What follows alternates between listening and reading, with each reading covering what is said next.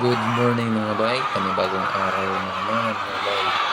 Panibagong vlog mga bay, kumusta kayo mga bay? At sana ay mabuti lang po ang inyong kalagayan mga bay. Nandito tayo ngayon mga bay sa ating mga alagang mga bay. Mag-ikot tayo.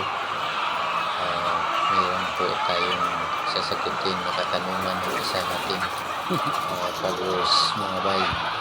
Ang kanya pong katanungan ay ilang beses daw po ba tayo nagpapakain ng mga manok sa isang araw mga bay.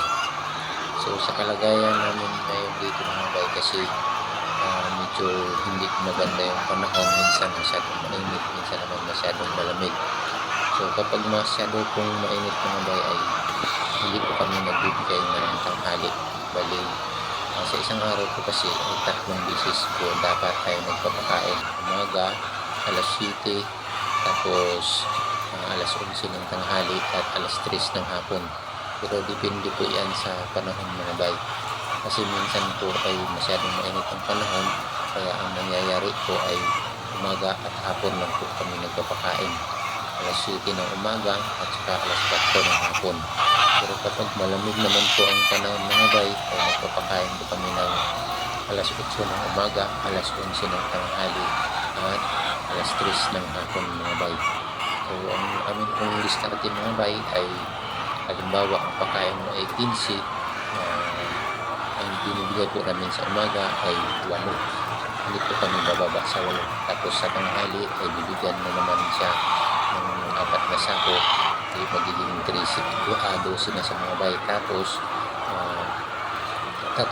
tatlong sako na sa hapon mga bay.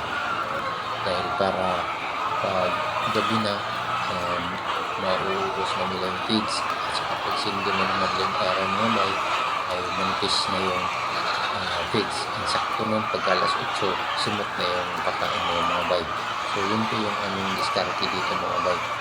At sana po doon sa nagtatanong sa ating pagpapakain na ating followers, sana po ang video na po ay hindi po nasundan. Ayan po, sa umagang ito ay napakarami po ng YouTube mga bay. So hindi na po tayo magtatagal mga bay, ay masasabihin ko rin po pala yung edad ng ating manok na itong mga bay ay nasa 67 weeks na siya mga bay.